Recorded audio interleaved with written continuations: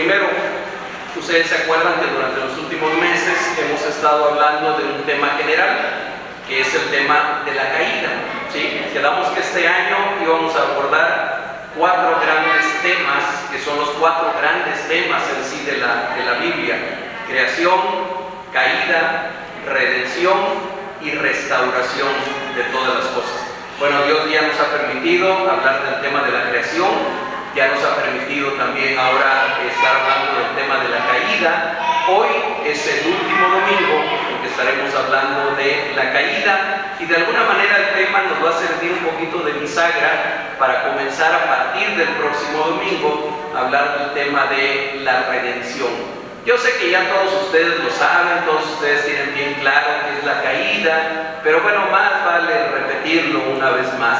Recordemos que Dios creó al hombre, dice Génesis 1, 26 y 27, conforme a su imagen y conforme a su semejanza. Por lo tanto, creó a ese primer hombre y a esa primera mujer en santidad, en inocencia, en pureza, en comunión íntima con Él. Pero ellos decidieron un día, Génesis capítulo 3, no hacerle más caso a Dios, sino escuchar mejor ¿a quién? A Satanás, claro, representado por una serpiente, ¿verdad? Pero sabemos que no era en sí una culebrita que hablara, sino era Satanás, que de alguna manera, bueno, representado ahí. Y decidieron ya no hacerle más caso a Dios y hacerle mejor caso a Satanás, quien les dijo: no es cierto que vayas a morir si comes de ese fruto que Dios te dijo que no comieras. Al contrario, vas a ser como Dios, tus ojos van a ser abiertos, vas a conocer todas las cosas, lo bueno, lo malo, vas a ser como Dios. Ellos decidieron desobedecer a Dios, y a ese evento que tuvo repercusiones cósmicas. Repercusiones cósmicas quiere decir que tuvo repercusiones en todo lo creado, no solamente en aquel hombre y en aquella mujer. Esa caída que introdujo el pecado, que introdujo la muerte, esa caída la heredamos nosotros. Generación tras generación, hasta llegar a nosotros, hemos heredado esa caída. Me encanta, el hermano está enseñando en la Escuela de Formación Cristiana un material de R.C. Sproul, y me encanta que R.C. Sproul en alguna conferencia que le escuché hablando de la caída, ya ven que a veces se le conoce como el pecado original, y luego hay tanta confusión con qué es eso del pecado original, y él decía: creo que sería más correcto, en lugar de hablar del pecado original, de hablar del pecado radical. Y se tiene mucho más sentido, porque la importancia de este pecado es que afectó al ser humano de raíz, desde la raíz. Fue un pecado radical el que ocurrió, y ese fue la desobediencia a Dios. Bien, vamos a ir dejando ese tema atrás. Hoy voy a tocar un tema. De hecho, el título que yo le puse a la reflexión de hoy es la victoria final, porque después vamos a comenzar a hablar el próximo domingo del gran tema de temas, que es la redención.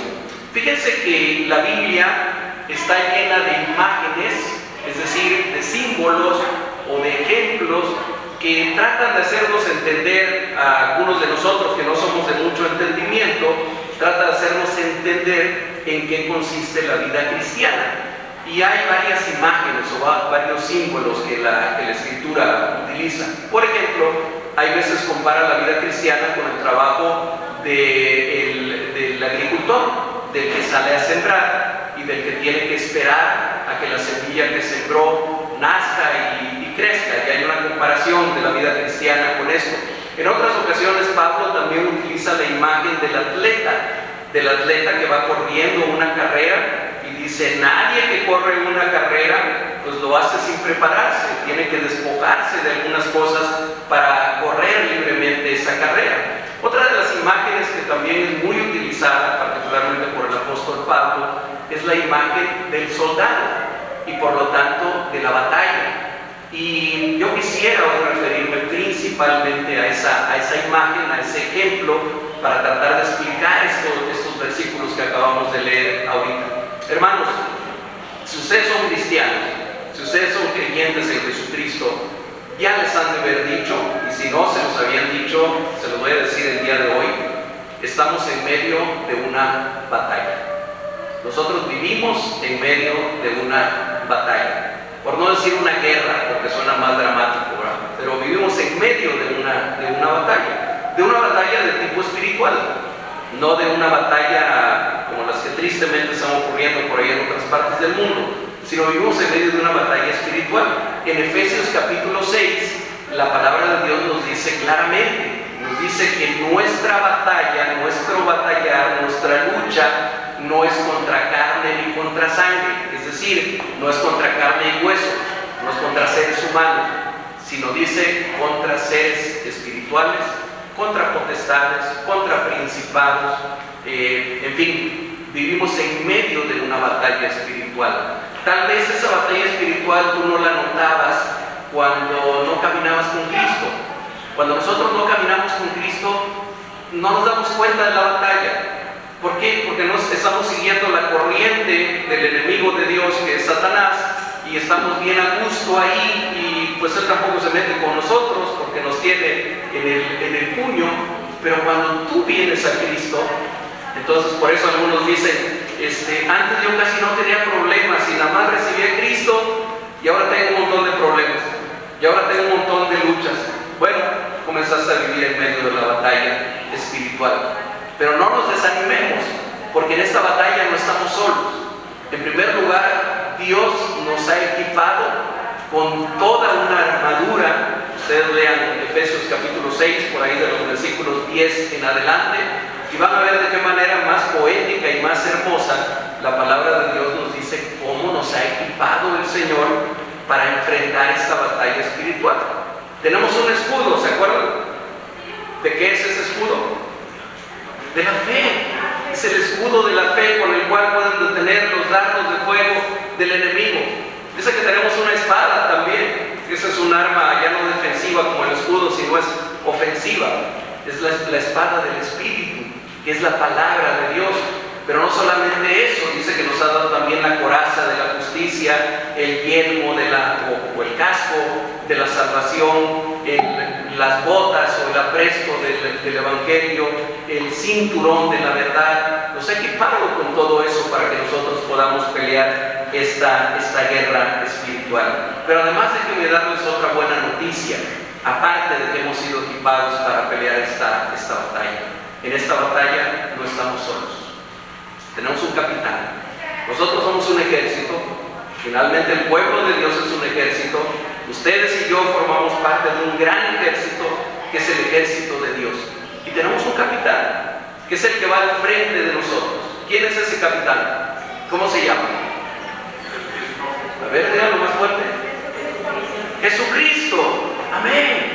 Él es nuestro capitán. Él es el que va al frente de nosotros. Y ¿saben una cosa más? Él ya venció. Él no va a ser vencedor. Él ya es vencedor. Él venció a Satanás, Él venció el pecado y Él venció al último enemigo que dice que va a ser destruido, que es la muerte. Los venció, y esa victoria de Él ahora es nuestra. Y a lo mejor alguno de ustedes me puede decir, bueno, y si tenemos esa victoria, ¿por qué yo todos los días tengo luchas? ¿Por qué yo todos los días me tengo que estar enfrentando con problemas? ¿Por qué todos los días tengo tentaciones? ¿Por qué todos los días tengo pruebas? Déjenme usar una ilustración tomada de la historia reciente de la Segunda Guerra Mundial. En el año de 1939, en Europa comenzó lo que ahora conocemos como la Segunda Guerra Mundial, cuando la Alemania nazi invade Polonia primero, y después van cayendo uno tras otro todos los países. El ejército alemán llegó a ser el ejército más poderoso del mundo en ese momento, y tal parece que eran invencibles, tal parece que nadie los paraba. Cayó Francia, casi cae Rusia también, prácticamente toda Europa cayó en manos del ejército nazi. Los aliados, que eran principalmente Estados Unidos, Canadá e Inglaterra, comenzaron a preparar un plan para recuperar Europa, para recuperar recuperar los países europeos. Y hubo un día específico, que fue el 6 de junio de 1944, cuando después de una operación súper secreta, estos tres países con sus ejércitos planearon la invasión a una parte de Francia que se llama Normandía, y bueno, ese día lo habían nombrado, como era algo secreto, había un nombre clave, y era el día D. El día D, los ejércitos de estos tres países desembarcaron, casi 160,000 soldados en las playas de Normandía, y todos los historiadores están de acuerdo ahora en que ese día comenzó la derrota del ejército nazi. Ese día comenzó su derrota. Ya no se recuperaron de esa invasión. Casi todos los historiadores están de acuerdo en que el día D fue el día clave en que realmente Adolfo Hitler y su ejército fueron derrotados, aunque en ese momento ellos ni siquiera lo sabían. Pasaron todavía algo así como 10 meses y algunos días hasta el 30 de abril de 1945, en que finalmente las tropas aliadas pudieron llegar a Berlín, la capital de Alemania, y bueno, realmente terminar con el ejército nazi. Pero entre el día D y los que algunos han llamado el día B, con B chica, con B de victoria, entre ese tiempo, aquellos soldados, aquellas tropas, no estuvieron de día de campo, estuvieron peleando. En el simple desembarco en Normandía murieron alrededor de 4,500 soldados aliados. 9,000 de ellos fueron heridos, algunos de gravedad. Y todo el resto de los meses, para que ellos pudieran llegar a concretar aquel triunfo, bueno, fue de batalla, fue de guerra, fue de sacrificio, fue de seguramente más muertos, pero finalmente obtuvieron la batalla. Podríamos decir, usando esa ilustración histórica, que nuestro día D ya ocurrió. El Señor Jesucristo ya triunfó en la cruz del Calvario. El Señor Jesucristo, cuando entregó su vida en la cruz, habiendo llevado primero una vida perfecta, una vida sin pecado, una vida de cumplimiento completo de la ley, Él estaba venciendo al pecado, Él estaba venciendo a Satanás. Murió en la cruz del Calvario. Ayer compartía yo con una jovencita algo de esta historia, y le decía yo, el Señor Jesucristo murió totalmente en la cruz, igual que cualquier otro ser humano. Entregó su vida, su corazón dejó de latir, sus pulmones dejaron de respirar, su sangre dejó de circular, murió totalmente. Lo bajaron de la cruz inerte, muerto totalmente, e hicieron lo que se hace con las personas que han muerto: lo llevaron a una tumba, lo depositaron ahí. Pero ¿qué ocurrió al tercer día? Resucitó para no morir nunca más. Él vive hoy. Por eso cuando hablamos del Señor Jesucristo tenemos que hablar de Él en presente, no en pasado. Él está vivo hoy, Él está en medio de nosotros hoy. Y entonces el Señor Jesucristo venció el pecado al llevar una vida sin pecado, venció a Satanás, quien había introducido el pecado en el ser humano, y venció la muerte también, de una manera plena y de una manera completa. Pero nosotros estamos entre aquel día D y el día B de la victoria final. Nosotros estamos ahí en medio. Tomemos esa ilustración de aquellos soldados aliados, desembarcaron en Normandía. Ellos no sabían, pero ya habían ganado la guerra en ese momento. Pero pasaron meses todavía en que ellos siguieron batallando, en que siguieron peleando. Nosotros estamos en ese periodo. El Señor Jesucristo, nuestro capitán, ya venció. Nosotros somos más que vencedores, dice su palabra. Pero tenemos todavía que cruzar este tramo que nos falta para llegar al día B de la victoria plena, completa y total, al que vamos a llegar con toda seguridad. Todo el capítulo 15 de Primera de Corintios, les pido por favor que lo lean completo, habla de esa victoria, habla de la resurrección del Señor Jesucristo, pero también de la victoria y de la resurrección nuestra. El primer versículo que leímos hace un momento, versículo 51, 1 Corintios 15, versículo 51, dice el apóstol Pablo, comienza este pasaje con una frase casi típica de Pablo, porque la usa varias veces. Dice, he aquí os digo un misterio. Fíjense que la palabra misterio en español no significa exactamente lo mismo que la palabra mysterion, se escribe casi igualita, en griego, que es la que se usa aquí. Cuando nosotros hablamos de un misterio en nuestro lenguaje cotidiano, generalmente hablamos de algo que está secreto, algo misterioso, es algo que está oculto, que es desconocido, que no tiene explicación. Para nosotros eso es un misterio. En el griego tiene un sentido un poquito diferente. Un misterio, yo les pido por favor que así lo entiendan cada vez que en el Nuevo Testamento lean la palabra misterio, es algo que estaba oculto en el Antiguo Testamento, que estaba oculto en la antigua, en la vieja dispensación, pero que ahora ha sido revelado. En algún momento el apóstol Pablo habla también del misterio del Evangelio, porque el Evangelio no había sido revelado en el Antiguo Testamento, sino es revelado ahora en la persona del Señor Jesucristo. Entonces, un misterio es algo que estaba oculto, pero que ahora nos ha sido revelado y nos ha sido dado a conocer. Entonces Pablo dice, he aquí os digo un misterio, no todos dormiremos, pero todos seremos transformados. Cuando habla aquí de dormir, no está hablando obviamente del sueño normal que tenemos en las noches, sino es una forma de hablar de morir. ¿Sí? Y fíjense que esto no solamente en el lenguaje bíblico del Nuevo Testamento, también en el del Antiguo Testamento e incluso en muchas religiones paganas, se habla como una forma de referirse al morir, como dormir.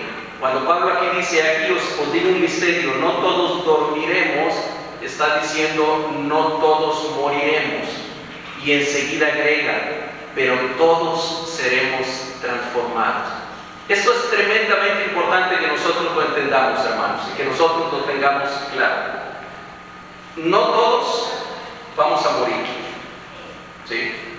Pablo, cuando estaba escribiendo esto, él no sabía cuándo iba a regresar el Señor Jesucristo, y por eso lo expresa de esta manera y se incluye a él, se incluye en ese grupo, a él mismo, y dice, no todos dormiremos, no todos moriremos.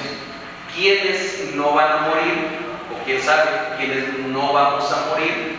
Aquellos que estemos vivos cuando el Señor Jesucristo regrese por segunda ocasión. ¿Sí? Si a nosotros, si a esta generación nos tocara la bendición, y deberíamos de orar porque nos tocara, de que nosotros estemos vivos cuando el Señor Jesucristo regrese, nosotros no moriremos. Eso es lo que enseña la palabra de Dios, eso es lo que enseña la Biblia. Pero dice, todos seremos transformados. Es decir, cuando el Señor Jesucristo venga, van a ocurrir dos cosas que se mencionan en los siguientes versículos. Aquellos que ya estuvieran muertos, ¿qué va a pasar con ellos?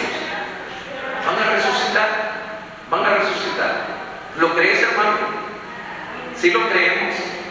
Eso es algo de lo que debemos estar convencidos, porque lo enseña la Biblia y lo dice de muchas maneras diferentes y en muchos lugares. Los que murieron ayer, o los que murieron hace 1000 años, o 2000 años, van a resucitar, van a volver a la vida nuevamente. ¿Cómo le va a hacer Dios para darles cuerpos nuevos a aquellos que ahorita ya son puro polvito, o son puro huesito incompleto a lo mejor, o aquellos que fueron incinerados? ¿Cómo le va a hacer Dios para darles un cuerpo? Hoy en la mañana hablábamos de la omnipotencia de Dios, de la omnisciencia de Dios. Él es Dios. Si con su palabra hizo todo el universo, si con su palabra creó los hoyos negros, si con su palabra creó toda la maravilla que existe en nuestra tierra, ¿no podrá en el momento que Él lo diga darle nuevos cuerpos a aquellos que han muerto en Cristo? Por supuesto que sí, y eso va a ocurrir. Miren, sigamos leyendo lo que dice el versículo 52. Dice, en un momento, en un abrir y cerrar de ojos, a la final trompeta, porque se tocará la trompeta y los muertos serán resucitados como incorruptibles. Incorruptibles, quiere decir no descompuestos, no mal hechos, incorruptibles, con cuerpos que ya no se van a corromper. Los muertos serán resucitados incorruptibles y nosotros seremos transformados. Es decir, aquellos que murieron en Cristo se van a levantar de sus tumbas, van a tener nueva vida, van a tener nuevos cuerpos glorificados. Y si nosotros estamos vivos, nuestros cuerpos serán transformados. ¿Transformados en qué sentido? Bueno, el único referente seguro que tenemos es qué ocurrió con nuestro Señor Jesucristo. El Señor Jesucristo, en los 33 años de vida que tuvo aquí en la tierra, tuvo una vida tan humana como la tuya y como la mía. Es decir, tenía que respirar, tenía que tomar agua, tenía que comer, tenía que dormir, estaba sujeto a las limitaciones del tiempo y del espacio también. Aún siendo Dios, aún siendo la divinidad, tenía esas limitaciones. ¿Qué pasó cuando el Señor Jesucristo se levantó entre los muertos y resucitó? Resulta que un día, por ejemplo, estaban reunidos los 12 adentro de un lugar cerrado y el Señor Jesucristo se presenta de repente delante de ellos y les dice: paz a vosotros. Él tenía un cuerpo glorificado, un cuerpo que por lo menos ya no tenía las limitaciones físicas ni las limitaciones de tiempo. Después los manda a que se vean en Galilea, y el Señor Jesucristo de alguna manera se trasladó en cuerpo a Galilea. No es que fuera solamente espíritu. Es importante que nosotros tengamos claro eso. El Señor Jesucristo resucitó físicamente en cuerpo, solamente que ahora con un cuerpo glorificado, que podía ahora tener o hacer cosas que antes con el solo cuerpo físico como el de nosotros no podía hacer. Bueno, eso va a ocurrir con aquellos que sean resucitados o con aquellos que seamos transformados el día que regrese. A lo mejor aquello de que sonará la trompeta no lo podemos entender bien. Si ustedes me preguntan: hermano, ¿eso es en un sentido literal o en un sentido figurado? Yo no me atrevería a decirles una cosa u otra, porque en la palabra no nos deja claro si esto de que sonará la trompeta es algo literal, es decir, que va a sonar algo como una trompeta, o es algo solamente en un sentido figurado para decirnos que va a ser público, que todo el mundo lo va a ver, que todo el mundo se va a dar cuenta. ¿Ustedes se acuerdan cómo se usaban las trompetas en la antigüedad? Bueno, en el Israel de la antigüedad tenía un símbolo importantísimo. O era para llamar a la guerra, o era para llamar a la adoración, o era como parte de algunos rituales en el pueblo, pero era para llamar la atención. ¿Qué hacían los reyes en aquella época? Cuando iba a llegar el rey a alguna ciudad, a algún poblado, iba una avanzada delante de él, tocando la trompeta también, para que todo el mundo supiera que el rey venía ahí en camino. Tal vez ese sea el sentido simbólico, pero la palabra de Dios dice, y aquí lo acabamos de leer, en un momento, en un abrir y cerrar de ojos, a la final trompeta, porque se tocará la trompeta. Miren, les pediría que nos movamos un poquito hacia adelante, hacia Primera de Tesalonicenses, capítulo 4, y permítanme leer a partir del versículo 13. Voy a leer unos 3 o 4 versículos. Primera de Tesalonicenses, capítulo 4, versículo 13.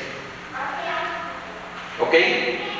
Ahí dice, es otra vez Pablo el que está escribiendo, y dice: tampoco queremos, hermanos, que ignoréis acerca de los que duermen. Otra vez usa este término dormir. Tampoco queremos que ignoréis acerca de los que duermen, para que no os entristezcáis como los otros que no tienen esperanza. Porque si creemos que Jesús murió y resucitó, así también traerá Dios con Jesús a los que durmieron en él. Versículo 15. Por lo cual os decimos esto en palabra del Señor, que nosotros que vivimos, que habremos quedado hasta la venida del Señor, Pablo estaba suponiendo que él iba a quedar hasta la venida del Señor, no precederemos a los que durmieron. porque el Señor mismo, y aquí viene otra vez la misma expresión, con voz de mando, con voz de arcángel y con trompeta de Dios, descenderá del cielo, y los muertos en Cristo resucitarán primero. Luego nosotros, los que vivimos, los que hayamos quedado, seremos arrebatados juntamente con ellos en las nubes para recibir al Señor en el aire, y estaremos siempre con el Señor. Regresamos a 1 Corintios. Se fijan que este es un pasaje paralelo. ¿Qué nos permite saber esto de la venida del Señor Jesucristo? Que no va a ser secreta. Yo sé que de repente se habla a veces de un rapto secreto. Bueno, ni la palabra rapto tampoco se menciona en la Escritura.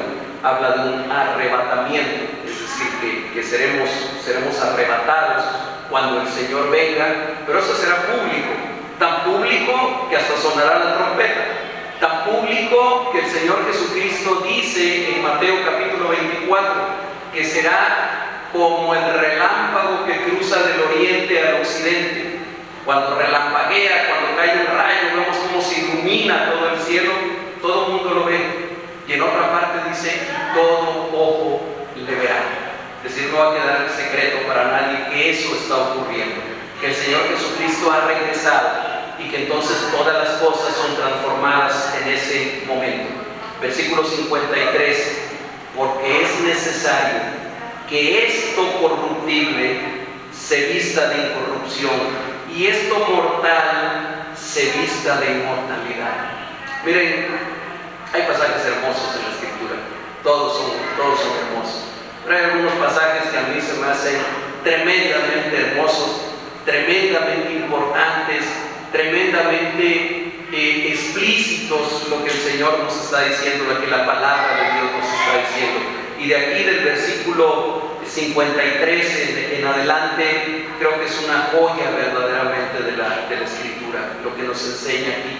Y dice primero aquí la palabra, es que es necesario que esto que es corruptible, que esto que es mortal, se vista de inmortalidad, se vista de incorrupción. Yo no sé qué tanto les emocione a ustedes. A mí, créanme, que me emociona el pensar en eso.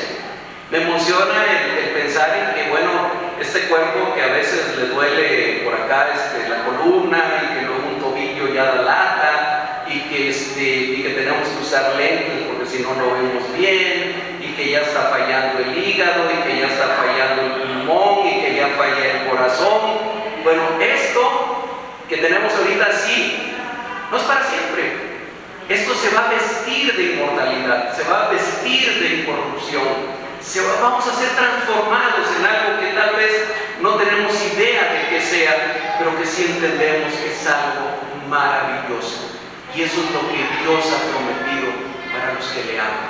Dice, cosas que ningún ojo ha visto, cosas que ningún oído ha oído, cosas que no han venido a la mente de ningún ser humano, son las que Dios ha preparado para los que le aman. Hermano, ¿tú amas al Señor? ¿Amas al Señor? Bueno, entonces es una promesa para ti. Hay cosas que ningún ojo ha visto y que tus ojos van a ver. Hay cosas que ningún oído ha oído y que los tuyos lo van a oír. Hay cosas que ni siquiera le han cruzado por la mente a ningún ser humano y que nosotros las vamos a vivir y las vamos a experimentar cuando el Señor venga por segunda ocasión. Dice, versículo 54, y cuando esto corruptible se haya vestido de incorrupción y esto mortal se haya vestido de inmortalidad, entonces se cumplirá la palabra que está escrita, sorbida es la muerte en victoria. Pablo está tomando aquí un pasaje del libro de Isaías capítulo 25, a donde dice, y hay algunas traducciones que también lo traducen de esa manera, dice, la muerte será devorada en victoria. En otras traducciones dice, la muerte será destruida totalmente por la victoria de Jesucristo. Ese es nuestro día B, ese es nuestro día de la victoria, cuando el Señor Jesucristo regrese nuevamente. cuando esto corruptible se vista de incorrupción y esto mortal se vista de inmortalidad. Entonces la muerte habrá sido destruida. Entonces la muerte no existirá más. Hermanos, hay tres enemigos que fueron introducidos durante la caída del hombre. Uno de ellos fue el pecado, el otro fue la enfermedad y el otro es la muerte. Tres enemigos que todos enfrentamos día con día, creyentes y no creyentes. Morimos tanto cristianos como cristianos. Nos enfrentamos al pecado tanto cristianos como no cristianos. Nos enfermamos tanto cristianos como no cristianos. Creo que una de las perversiones más grandes que se ha hecho del Evangelio, sobre todo en las últimas décadas o en los últimos años, es cuando se le ha tratado de enseñar a la iglesia que si tú eres cristiano no tienes por qué enfermar. No tienes por qué enfermar, porque toda llaga fue sanada en el Señor Jesucristo. Sí, nada más que en ese versículo no está hablando de las llagas físicas, está hablando de la llaga del pecado que había en nuestros corazones y efectivamente fue sanada totalmente por el Señor Jesucristo. Pero por supuesto que nos enfermamos, por supuesto que nos enfermamos, y por supuesto que el enfermarse no es una señal de que eres un pecador, de que no tienes fe, de que es que no oras con fe, como a veces tristemente se dice. Pablo, tal vez uno de los personajes más admirables que encontramos en la Escritura, él decía que tenía un aguijón de la carne, no sabemos qué era, pero decía, le he orado al Señor ya 2 veces que me lo quite, y él me ha dicho, bástate mi gracia. Pablo, que te baste mi gracia. Si tienes ese aguijón en tu carne, ahí está bien, ahí déjalo. Tiene una razón por el que está ahí, tiene un motivo por el que está ahí déjalo. Pero tienes algo más, Pablo, tienes mi gracia, que te baste con mi gracia. Cuando nosotros estamos enfermos, cuando nos dan un anuncio, como hay gente que le dicen pues su biopsia para ver si era cáncer salió positiva y si tiene usted cáncer, y cuando alguien le dice, y saben que el cáncer está tan avanzado que ya no hay mucho que hacer, y algunas de esas personas son creyentes en Jesucristo y a veces claman y dicen, Señor, tú me puedes quitar este cáncer, y uno dice, por supuesto que el Señor puede, claro que el Señor puede. Yo podría decir una palabra y la enfermedad que sea desaparece y se va. Sí, pero hay veces que el propósito de Dios no es ese. Hay veces que Dios tiene un propósito de por qué está ahí la enfermedad y nos dirá igual que a Pablo, que te baste mi gracia. Bien, hermanos, lo que nos da esperanza es que va a llegar un día en que no va a haber más enfermedad, en que no va a haber más cáncer, no va a haber más diabetes, no va a haber más hipertensión, no va a haber más úlceras, no va a haber más lumbalgias, no va a haber más de nada. Pero eso va a ser en el día B. En este día en el que estamos hoy hay de todo eso. Pero tenemos la gracia del Señor, que nos baste con esa gracia y que nos baste con la esperanza de saber que vamos caminando a ese día a donde esos 3 enemigos van a ser total y completamente destruidos, quitados de en medio.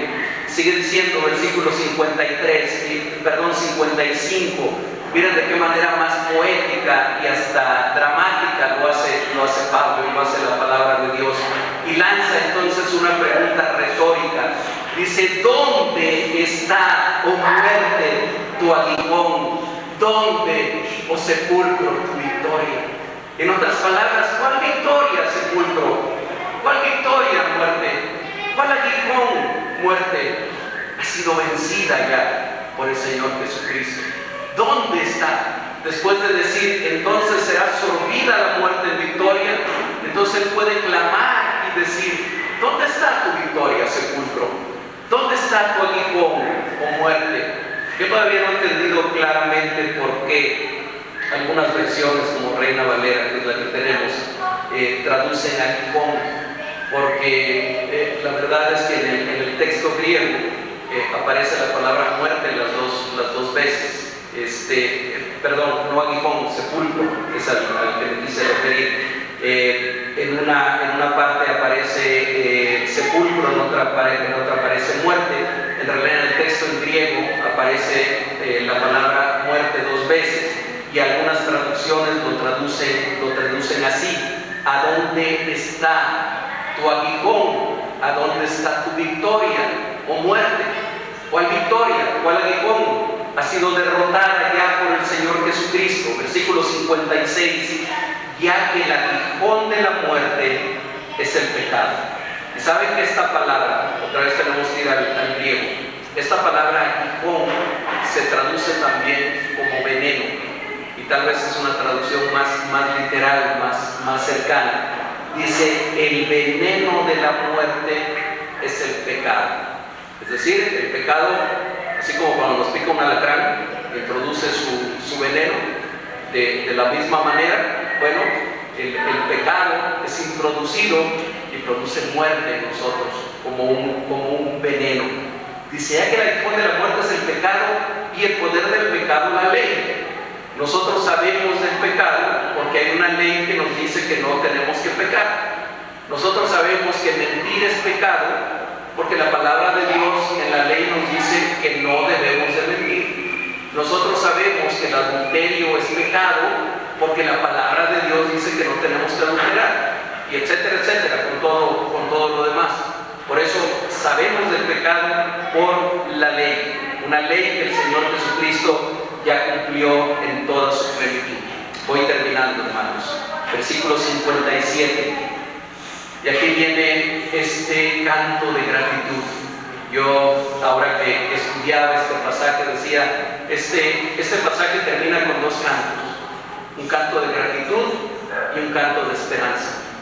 Y en el versículo 57 está este canto de gratitud. Dice, mas gracias sean dadas a Dios que nos da la victoria por medio de nuestro Señor Jesucristo.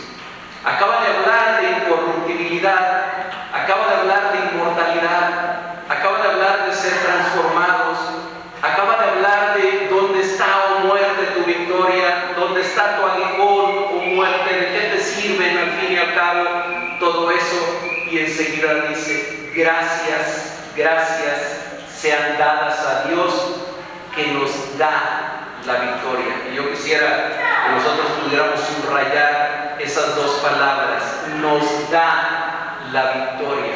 Es decir, hermanos, la victoria no era nuestra. Nosotros no teníamos ni la más mínima posibilidad de vencer ni a Satanás, ni al pecado, ni a la muerte. ¿Qué posibilidades teníamos si estuviéramos hablando estadísticamente? Así, cero posibilidades. No teníamos ninguna posibilidad de hacerlo. Por eso dice aquí la Escritura, gracias sean dadas a Dios que nos da la victoria, nos ha regalado la victoria por medio de nuestro Señor Jesucristo. Y ese es un canto de gratitud. Gracias Dios por haber dado a Jesucristo. Gracias porque, como dice Juan 3:16, de tal manera amó Dios al mundo que ha dado a su Hijo unigénito para que todo aquel que en Él cree no se pierda, mas tenga vida eterna. En otras palabras, no muera, mas tenga vida eterna. De tal manera ha sido el amor de Dios. Por eso tenemos que decirle, Padre, gracias por Jesucristo. Sin Él estamos total y completamente perdidos. Y el versículo 58 es un versículo de esperanza, es un canto de esperanza. Así que, y vean que esta frase también la usa mucho Pablo para concluir. Dice, así que, de acuerdo a todo lo que ya les dije en el capítulo 15 de 1 Corintios, hermanos míos, amados, estad firmes y constantes. Miren, en esto termina el mensaje. Estén firmes y constantes, creciendo en la obra del Señor siempre, sabiendo que vuestro trabajo en el Señor no es en vano. Estén firmes, estén constantes. Iglesia, fuente de vida, hermanos, estén firmes en la palabra, estén firmes en la fe, estemos firmes en esa palabra, seamos constantes en nuestra vida devocional con el Señor Jesucristo, seamos constantes en hablar con Él todos los días, seamos constantes en el estudio de la palabra, seamos constantes en predicarles a otros de Jesucristo. Estad firmes y constantes, creciendo en la obra del Señor siempre, sabiendo que su trabajo en el Señor no es en vano. Oremos, hermanos. Padre amado, bendito sea, Señor. Muchas gracias por esta palabra tuya. Muchas gracias, Señor, porque esa seguridad que tú nos das nos llena de regocijo, nos llena de gratitud y nos llena de esperanza también. Bendito seas, porque dice tu palabra que el postrer enemigo que será destruido es la muerte. Y lo creemos, Señor. Creemos que tú eres la vida. Tú lo dijiste, Señor Jesucristo: yo soy el camino, la verdad y la vida, y nadie viene al Padre si no es por mí. Gracias, Señor. Gracias porque ahora que tú has venido a nuestro corazón, ahora que tú has venido a nuestra vida, podemos entender un poco, solamente un poco, de estas profundidades de tu palabra, de estas profundidades de tu pensamiento. Esperamos con anhelo ese día en que nuestra victoria será completa, ese día en que nuestra victoria en ti será consumada completamente. Y mientras ese día llega, Señor, te rogamos por favor que tú nos sostengas, que tú nos ayudes, que tú nos hagas estar firmes, que tú nos hagas ser constantes y que nos llenes de gozo, que nos llenes de alegría, sabiendo que lo que tú has preparado para nosotros es una realidad ya en nuestras vidas. Gracias, Padre. En el nombre de Jesucristo oramos a ti. Amén.